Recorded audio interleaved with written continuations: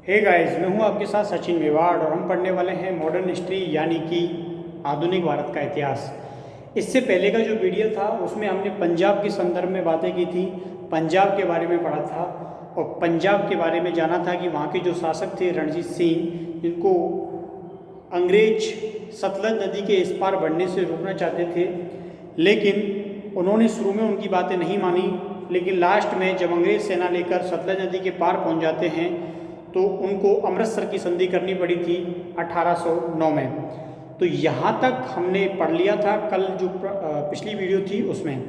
आज हम इसके बाद जो आने वाली बातें हैं उनके बारे में चर्चा करेंगे। जैसे कि जब अंग्रेजों ने अमृतसर की संधि कर ली और उस संधि में ये बात कही गई कि अब सतलज नदी के इस पार नहीं आ सकता पंजाब का शासक, तो फिर रणजीत सिंह ने अपने साम्राज्य विस्तार के लिए कौन कौन सी बातों की ओर ध्यान दिया, ये बातें जानेंगे। ठीक है, तो देखिए आज हम हेडलाइन जानते हैं इसमें।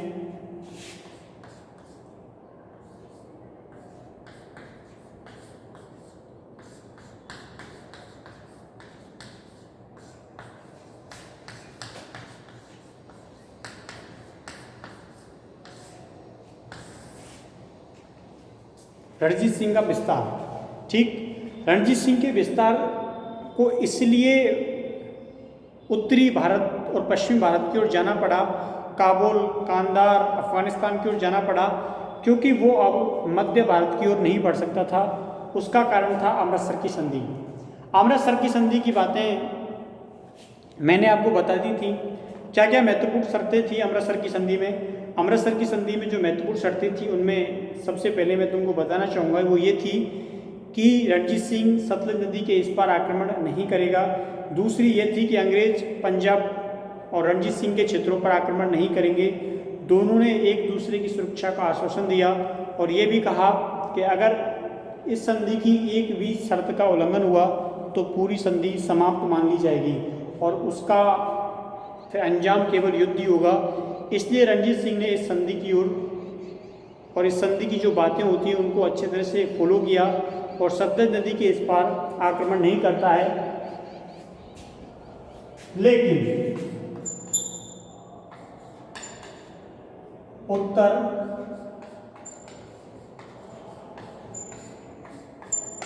पश्चिम में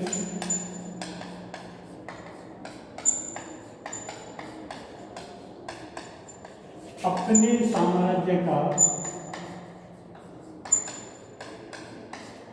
साम्राज्य का विस्तार करता है। ठीक है, किधर करता है? क्योंकि उसको एक ही एरिया ऐसा था कि वो पंजाब से ऊपर की ओर जा सकता था, नीचे नहीं आ सकता था। इसलिए उसने क्या किया, उत्तर पश्चिम पर आक्रमण किया, उत्तर पश्चिम के इलाकों पर आक्रमण किया। वो जो क्षेत्र था वहाँ से जो आय है वो ना के बराबर होती थी। इसलिए वहाँ के शासक भारत आए थे बाद में जब अफगानों और मुगलों ने आक्रमण किया था, क्योंकि इस क्षेत्र में इतनी ज़्यादा मात्रा में उस समय गरीबी थी कि उनको वहाँ से पैसा प्राप्त नहीं होता था और वो अपने राज्य के कार्यों को संपूर्ण नहीं कर पाते थे। इसलिए इसने उत्तर पश्चिम में क्या किए, अपने साम्राज्य का विस्तार किया, जो कि निम्न है। देखिए,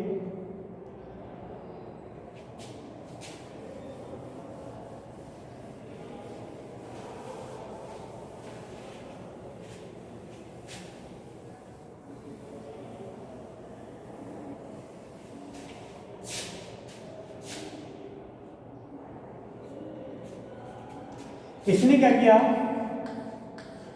1809 में कांगड़ा वाले क्षेत्र पर आक्रमण किया और कांगड़ा को अपने अधिकार में ले लिया। ठीक है, 1809 में कांगड़ा पर आक्रमण किया और उसे अपने अधिकार में ले लिया।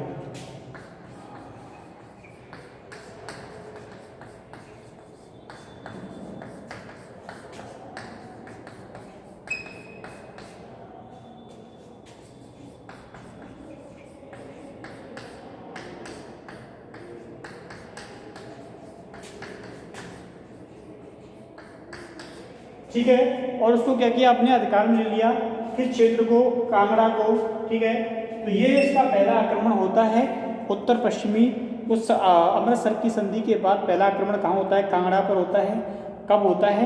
तो 1809 में होता है। ठीक है, अब इसने कांगड़ा को जीत लिया, उसके बाद में क्या होता है? उसके बाद में इसके द्वारा 1815 में अफगानों पर आक्रमण किया जाता है। किस पर आक्रमण किया जाता है? 1815 में अफगानों पर आक्रमण किया जाता है। देखिए 1815 में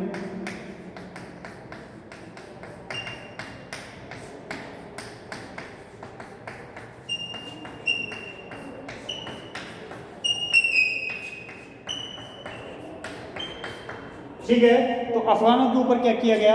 आक्रमण किया गया। ये आक्रमण में संघर्ष होता है अफगानों और रणजीत सिंह के मध्य में, लेकिन अंत में रणजीत सिंह क्या होता है? विजयी होता है। ठीक है,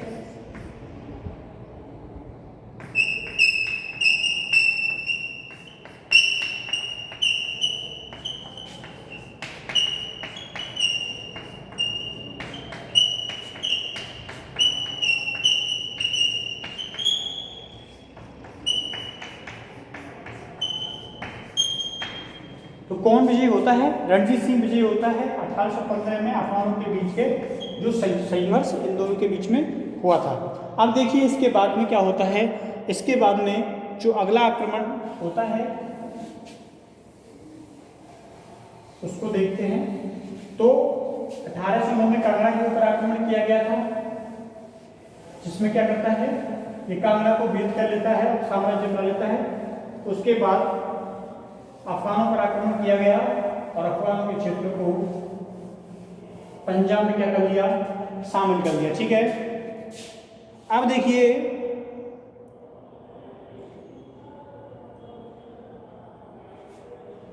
1818 में इसके द्वारा किस पर आक्रमण किया जाता है? मुल्तान पर आक्रमण किया जाता है। 1818 में मुल्तान पर आक्रमण किया जाता है। ठीक है, 1818 में कहाँ आक्रमण किया जाता है? मुल्तान पर आक्रमण किया जाता है। मुल्तान को जीतना इसका एक सपना था, इसके पीछे 1803 से लेकर पड़ा था, लेकिन इसका ये सपना कब पूरा होता है? 1818 में होता है और मुल्तान को ये जीत लेता है। ठीक है, मुल्तान पर आक्रमण करता है और इसको जीत लेता है।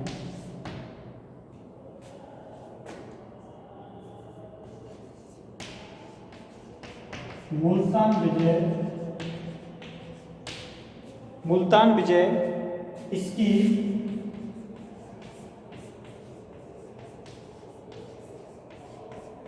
महत्वपूर्ण विजयों में से एक थी। ठीक है, तो महत्वपूर्ण विजयों में से एक विजय मानी गई है। कौन सी? मुल्तान विजय। अब देखिए जब इसके द्वारा मुल्तान को जीत लिया जाता है तो उसके एक साल बाद 1819 के एक साल बाद 1819 में ये कहाँ पर आक्रमण कर देता है? तो कश्मीर पर आक्रमण कर देता है। ठीक है, 1819 में कश्मीर पर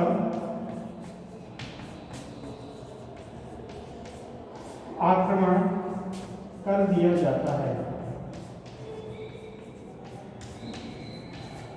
कहाँ पर आक्रमण कर दिया जाता है? तो कश्मीर पर आक्रमण कर दिया जाता है और कश्मीर पे जो आक्रमण होता है वो शानदार होता है, कश्मीर को जीत लेता है।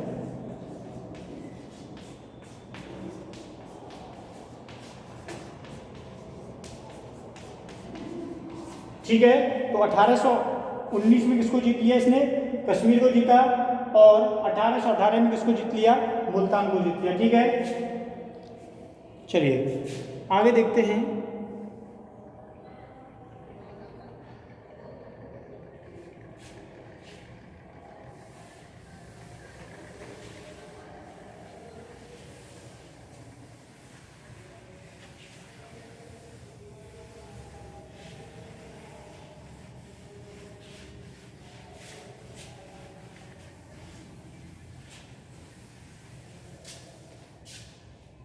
जब इसने इस क्षेत्र को जीत लिया तो होता क्या है, इसकी जो साम्राज्य की सीमाएं होती हैं, साम्राज्य की सीमा वो कहाँ तक पहुंच जाती हैं, चीन और तिब्बत। ठीक है,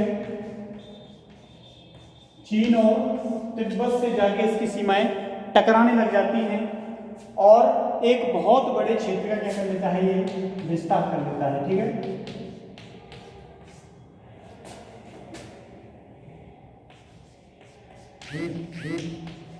विस्तार के द्वारा एक बड़ा साम्राज्य निर्मित करता है।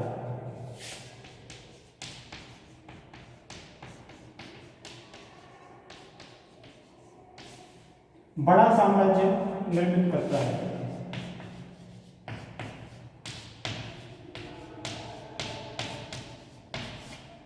बड़ा साम्राज्य क्या करता है, निर्मित करता है। ठीक है, साम्राज्य की सीमा चीन तिब्बत विस्तार के द्वारा एक बड़ा साम्राज्य निर्मित किया और इस प्रकार इसकी जो सीमाएं हैं वो चीन और तिब्बत के साम्राज्य से टकराने लग जाती हैं।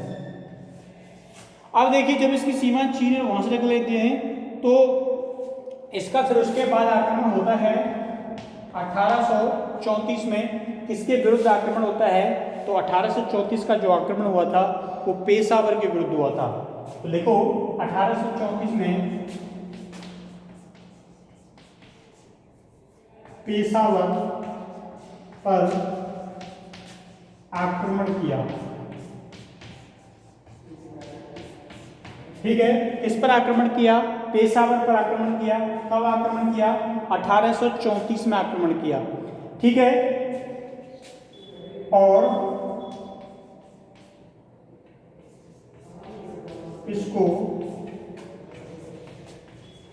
पंजाब का भाग बना दिया।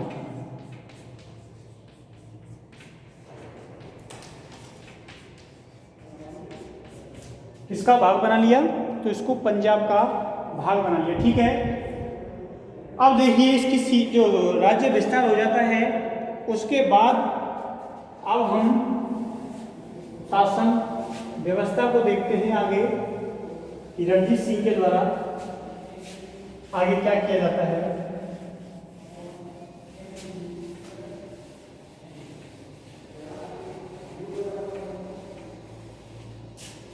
देखिए, अगर हम आगे बात करें और उसके आगे के साम्राज्य को जानें तो उससे पहले आपको याद रखना है कि इसका जो साम्राज्य है वो बाद में अंग्रेजों के साथ टकराव का कारण बन जाता है, क्योंकि 27 जून कौन सा वार था, 27 जून और 1839। क्या लिखा है मैंने बोर्ड पर यह लिखा है कि 27 जून 1839 को क्या होता है, 59 वर्ष की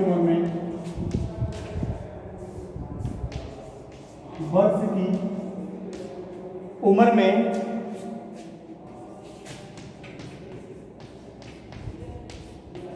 रणजीत सिंह की मृत्यु हो जाती है। ठीक है, तो रणजीत सिंह की क्या हो जाती है, मृत्यु हो जाती है। कब हो जाती है, 1839 में इसकी मृत्यु हो जाती है। ठीक है, जब इसकी मृत्यु हो गई तो अंग्रेजों ने इस अवसर को बहुत सुनहरा अवसर समझा और इसके क्षेत्रों को फिर अपने साम्राज्य का भाग बनाने के लिए षड्यंत्र रचना क्या कर देते हैं, शुरू कर देते हैं। ठीक है, तो ये याद रखना है कि रणजीत सिंह की मृत्यु कब हुई थी, 27 जून 1839 को 59 वर्ष की उम्र में इसकी मृत्यु हो जाती है। अब देखिए अगली हेडिंग जो महत्वपूर्ण है वो ये है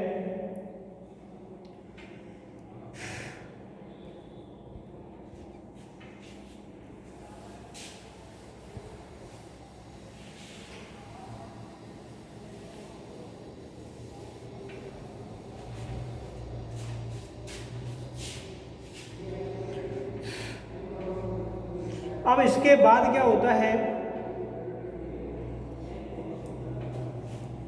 इसकी शासन व्यवस्था को जाने।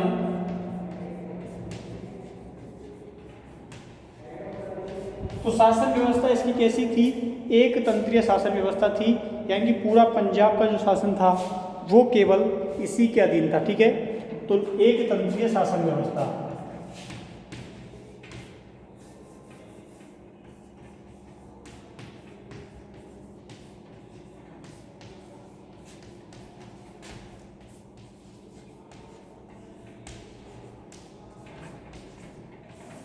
कैसी शासन व्यवस्था थी इसकी? तो एक तंत्रीय शासन व्यवस्था थी। ठीक है, इसको तुमको याद रखना है। एक तंत्रीय शासन व्यवस्था का सीधा सा मतलब ये था कि इसकी जो संपूर्ण शासन व्यवस्था थी, जहाँ जहाँ तक इसने पेशावर, मुल्तान, अफगानिस्तान, कश्मीर, पंजाब, इन क्षेत्रों को जीता था, इसका एक जगह से क्या कर रहा था, ये संचालन कर रहा था। कहीं पर सत्ता का कोई दूसरा केंद्र उभर कर इसके शासनकाल में नहीं आता है। अब देखिए इसने क्या किया, अपने शासन को नियंत्रण किया, अपने शासन को क्या किया, नियंत्रण किया, और शासन जो व्यवस्था है उसमें भ्रष्टाचार ना पनपे, इसलिए इसके द्वारा अधिकारियों की नियुक्ति की जाती है। वो अधिकारी इसको सीधा क्या करते थे, रिपोर्ट करते थे कि वहाँ का जो शासन व्यवस्था है वो इस समय सही नहीं है, उसमें सुधार की आवश्यकता है। वो अपने किसी और अधिकारी को नहीं बताते थे, यानी कि उसने उसको बोल दिया, उसने उसको बोल दिया और काम जो है वो डिले हो गया।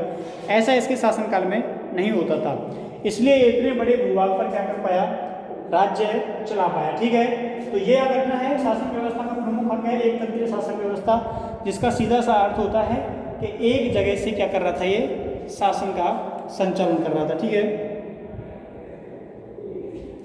इसके अलावा जो महत्वपूर्ण पॉइंट है वो ये है कि ये अपने आप को खालसा का प्रतिनिधि क्या करता था, बतलाता था कि मैं क्या हूँ, खालसा का प्रतिनिधि हूँ। इसलिए जनता इससे क्या थी, धार्मिक रूप से भी क्या थी, जुड़ी हुई थी।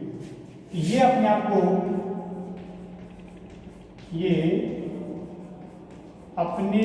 को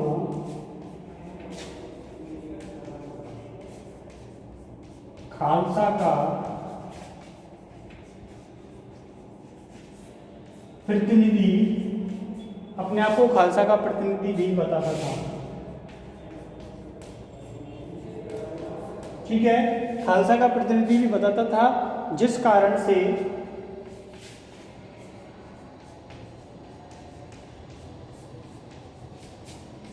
कारण से आम जनता इससे धार्मिक रूप से भी जुड़ी हुई थी। ये तुमको लिख लेना है। ठीक है, धार्मिक रूप से भी जुड़ी हुई थी। अब देखिए आगे इसके बाद क्या होता है,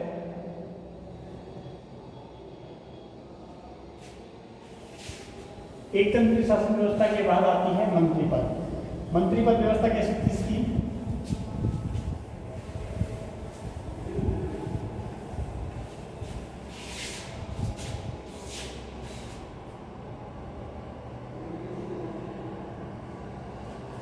देखिए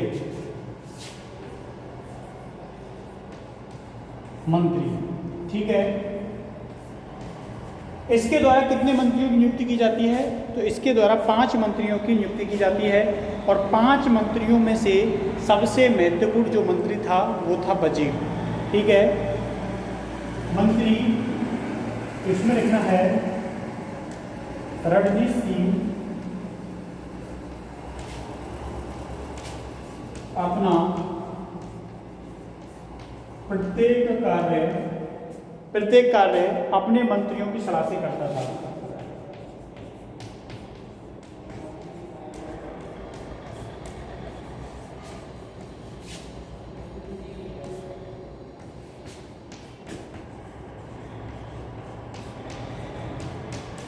अपने मंत्रियों की किससे करता था, सलाह से करता था।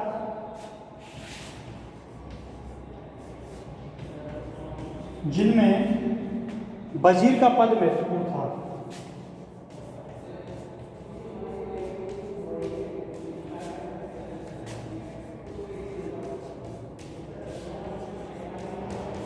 जिसमें किसका पद महत्वपूर्ण था, वजीर का पद। तो इसकी जो मंत्री व्यवस्था थी वो काफ़ी अच्छी थी। शासन व्यवस्था संचालन में 5 मंत्रियों को नियुक्त कर रखा था। पांचों मंत्री थे वो अलग अलग क्षेत्रों की जानकारी इसको उपलब्ध करवाया करते थे। ठीक है, अब आगे देखिए आज क्या है, चौक से पढ़ाना पड़ रहा है। क्यों पढ़ाना पड़ रहा है चौक से? क्योंकि नीचे जो है वो जो तुम्हारी सीनियर हैं, अब तो तुम फाइनल में हो, लेकिन जो पहले फाइनल में थे उनके एग्ज़ाम चल रहे हैं नीचे, ठीक है। और आज मुझे दूसरे रूम में पढ़ाना पड़ रहा है, मैं जिसमें पहले पढ़ाता था उसमें एग्ज़ाम चल रहा है, ठीक है। इसलिए आज चौक से पढ़ाना पड़ रहा है। चौक से पढ़ाने में जोर आता है, क्योंकि इसको मिटाते हैं, डस्ट उड़ती है चौक की, ठीक है, इसीलिए। और आज जो मैं वीडियो बना रहा हूँ और नीचे मेरी ही विषय का पेपर चल रहा है, हिस्ट्री का, और 3 क्वेश्चन कराए थे। जो 3 क्वेश्चन पूछे गए थे, 5 क्वेश्चन आए थे, और पाँचों के पाँचों क्वेश्चन जो थे वो मैंने इनको लिखाए थे पेपर से पहले, जो तुमको लिखाए थे ना, ऐसे ही इनको भी लिखाए थे, और पाँचों के पाँचों क्वेश्चन पेपर में आए हैं, ठीक है। तो बड़े आसानी से इनका पेपर हो गया। और जिसने थोड़ा बहुत देख लिया होगा, थोड़ा बहुत उसमें कर लिया होगा, अगर 2 क्वेश्चन भी उसने पढ़ लिए होंगे उनमें से जो मैंने लिखाए थे, तो उसका आसानी से क्लियर हो जाएगा। बिल्कुल बच्चों की तरह पेपर आया था आज का, ठीक है। तो इसलिए तुमको भी बिल्कुल वैसे ही करना है जैसे पिछले साल जो तुमसे सीनियर थे फाइनल ईयर वाले, उन्होंने किया था, ठीक है। तो बिल्कुल भी कोई परेशानी नहीं, क्योंकि उनमें जिनमें चुनना होता है ना, 5 आए थे, 3 करने थे, तो 5 के पाँचों क्वेश्चन पुटअप थे और कराए हुए थे, ठीक है। तो बहुत इजी पेपर रहा आज का इतिहास का, अब तुम्हारा पता चलेगा। तो देखिए आगे कहाँ गया मिटाने का। तो रणजीत सिंह अपना, इसने कितने मंत्री नियुक्त किए थे? 5 मंत्री नियुक्त किए थे, और सबसे महत्वपूर्ण पद किसका था? वजीर का था, ठीक है। चलो आगे देखते हैं।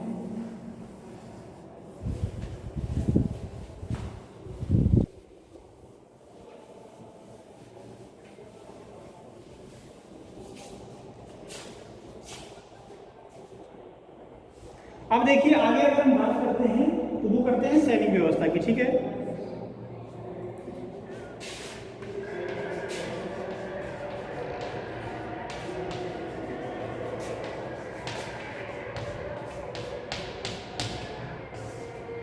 सैनिक व्यवस्था में किस चीज़ की बात करते हैं? तो सैनिक व्यवस्था में इस चीज़ की बात करते हैं कि इसकी जो सैनिक व्यवस्था थी वो किस प्रकार से सुदृढ़ थी कि इतने बड़े भूभाग पर इसका शासन सफलतापूर्वक चलता रहा, ठीक है। तो इसमें लिखना है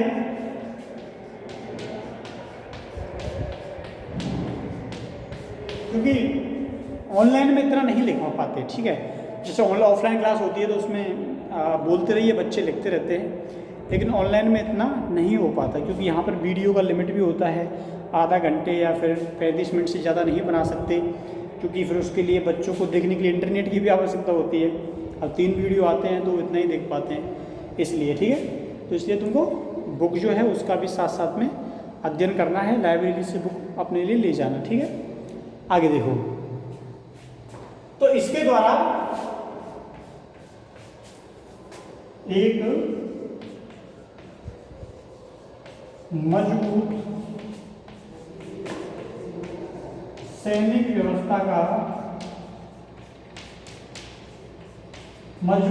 व्यवस्था का गठन किया जाता है,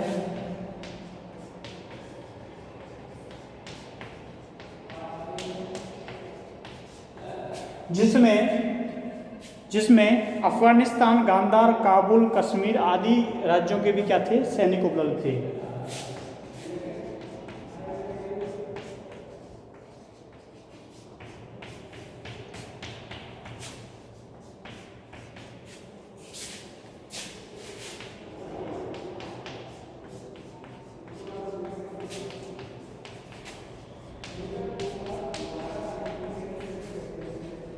सिख सेना भी मौजूद थी,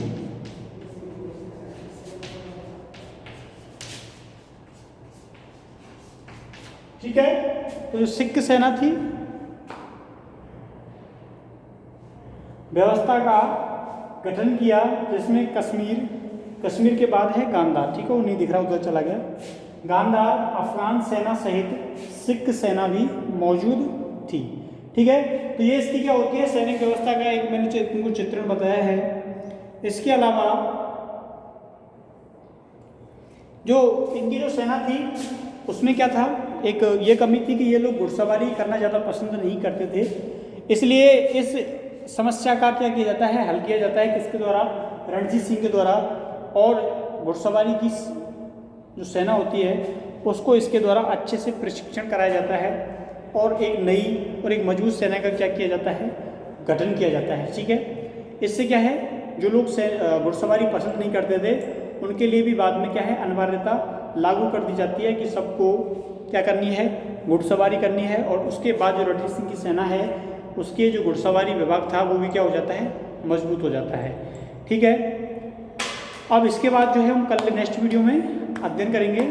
ठीक, इसके बाद जो महत्वपूर्ण पॉइंट हैं उसके बाद फिर रणजीत सिंह का मूल्यांकन होगा कि रणजीत सिंह का स्वभाव कैसा था, वो उसका सेनापतित्व कैसा था, उसका आचरण कैसा था, और फिर उसके बाद जो अंग्रेज हैं वो किस प्रकार से पंजाब पर कब्जा कर लेते हैं। तो उसके बाद 2 पॉइंट और होंगे, उसके बाद ये लेक्चर क्या हो जाएगा, समाप्त हो जाएगा। तो फिर उसके बाद मिलते हैं तुमको नेक्स्ट वीडियो में। तब तक के लिए थैंक यू, धन्यवाद, बाय बाय।